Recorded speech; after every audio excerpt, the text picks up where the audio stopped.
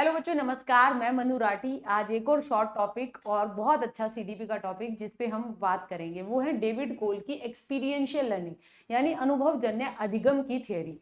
David कोल जिन्होंने दिया था अधिगम का चक्कर, अधिगम की साइकिल, उस पर इनका काम था। आइए जानते हैं उनको। तो भाई ये हमारे बैचेस हैं जो आपको मिल जाएंगे नोटबुक एकेडमी एप्लीकेशन के साथ। हेल्पलाइन है हमारी 9958601704। बेटा ऐसा है कि डेविड कोल ये अमेरिकन मनोवैज्ञानिक थे। इन्होंने दी EBLS। EBLS का मतलब है एक्सपीरियंस बेस्ड लर्निंग स्टाइल्स, यानी कि जो हमारे सीखने के स्टाइल है वो अनुभव पे आधारित कैसे होते हैं।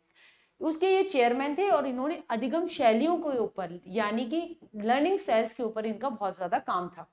अनुभवजन्य अधिगम की हम अनुभव से कैसे सीखते हैं उस पे इन्होंने लर्निंग पे बहुत फोकस किया और लर्निंग बाय ट्रांसफॉर्मेशन की बात की कि कैसे अधिगम से चीजें ट्रांसफॉर्म हो जाती हैं। एक फेमस स्टेटमेंट है इनकी जो एग्जाम में भी आ जाती है, वो है the process whereby knowledge is created through the transformation of experience.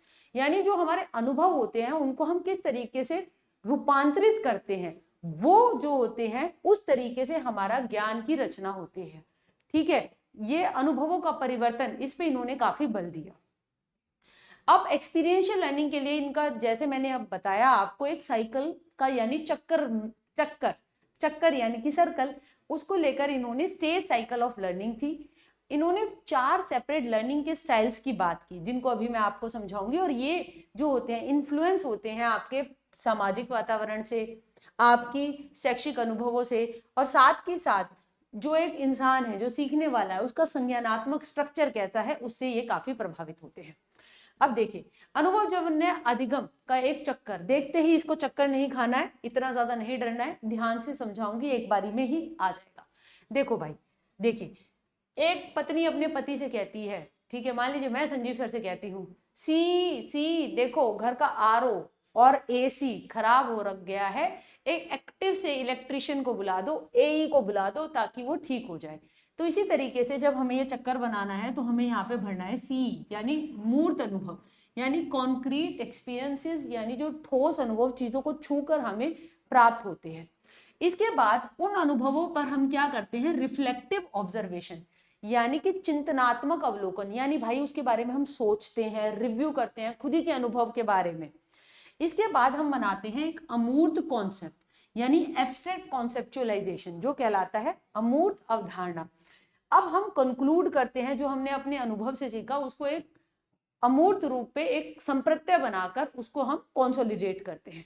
इसके बाद आ गया आपका एक्टिव एक्सपेरिमेंटेशन, यानी कुछ करके देखते हैं, सक्रिय प्रयोग, planning, trying out what you have learn, जो कुछ हमने सीखा है उसके आधार पे, जो हमने ठोस अनुभव जो सीखा है उसके आधार पे हमने कॉन्सेप्ट बनाया है, अब उसको हम यहाँ ट्राई आउट करते हैं।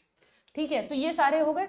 अब इसके बीच में आ जाते हैं हमारे 2 कॉन्टिन्यूम, यानी कि ये जो हमारा एक्स एक्सिस हो गया ये कहलाता है प्रक्रिया कॉन्टिन्यूम, और ये हो गया आपका वाई एक्सिस जो कि कहलाता है आपका परसेप्शन, यानी चीजों को जोड़कर उनके साथ देखना, सेंसेशन को देखना और उसके साथ अर्थ जोड़ना, वो कहलाता है परसेप्शन कॉन्टिन्यूम।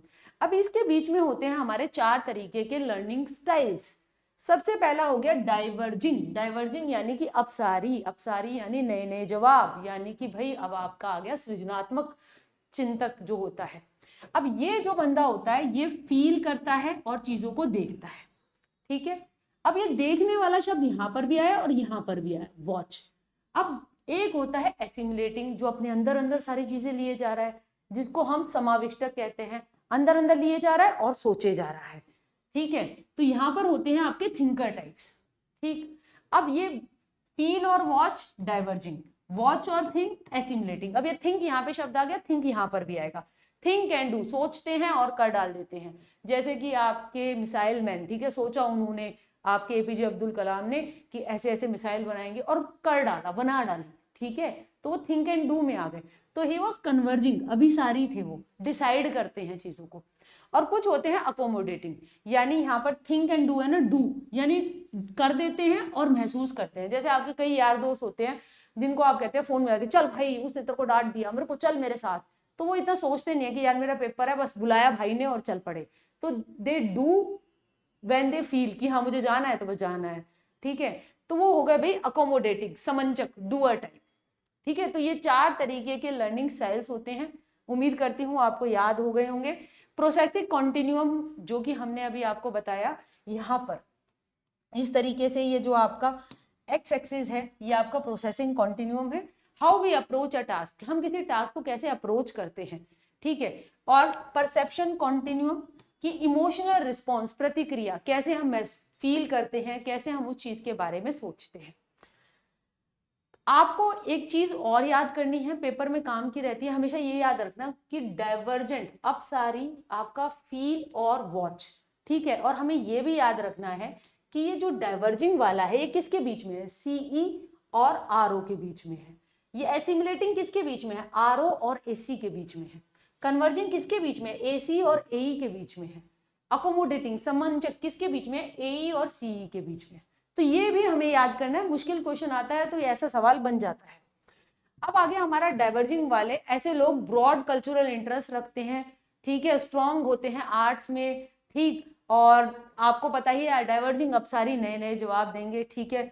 इसके बाद आ गया आरओ और एसी के बीच में जो वॉच और थिंक वाले एसिमुलेटिंग होते हैं, इनके लिए आइडिया ज्यादा इंपॉर्टेंट होते हैं लोगों से ज्यादा, ठीक है, क्योंकि ये देखते रहते हैं और सोचते रहते हैं, ठीक है। इंफॉर्मेशन और साइंस करियर में ज्यादा बढ़िया होते हैं। इसके बाद हो गया थिंक एंड डू कन्वर्जेंट, ये एक्सपेरिमेंट करते हैं, ठीक है, जैसे मिसाइल मैन थे हमारे, ठीक है। प्रैक्टिकल यूजफुल आइडियाज, नए शोध, नए आविष्कार निकाल कर आते हैं जिनसे हमारी लाइफ इजी होती है। ए और सी के बीच में डू और फील वाले अकोमोडेशन वाले होते हैं, ठीक है। यहाँ पर हमने देखा ये अकोमोडेटिंग समंजक जिसकी मैं बात कर रही हूँ, ये लोग किताबें पढ़ने पर फोकस करते हैं, आइडियाज जो है लेक्चर मेथड से भाई ये सीख सकते हैं ज्यादा, ठीक है। इसके बाद अगर हम बात करें, हाँ ये हो गया एक्सपीरियंशियल लर्निंग की अगर हमारी बात है तो भाई हमारा प्रक्रिया न केवल आउटकम्स पर बेस्ड है, कॉन्टिन्यूस प्रोसेस है, ठीक है, होलिस्टिक प्रोसेस पे ज्यादा बल है, प्रोसेस ऑफ क्रिएटिंग नॉलेज पे ज्यादा बल है। अब देखिए मैं 2 लोगों के चित्र दिखा रही हूँ, आपको कमेंट बॉक्स में बताना है कि वो किस तरीके के हैं, उनका लर्निंग स्टाइल्स। ये है एपीजे अब्दुल कलाम साहब और ये है उर्फी, ठीक है। अब ये कन्वर्जिंग है, डाइवर्जिंग है, एसिमुलेटिंग है या अकोमोडेटिंग है, कौन सा लर्निंग स्टाइल है ये आपको लिखना है ए और बी का वीडियो के कमेंट बॉक्स में। वीडियो अच्छी लगी हो तो लाइक कर दीजिएगा। Thank you very much.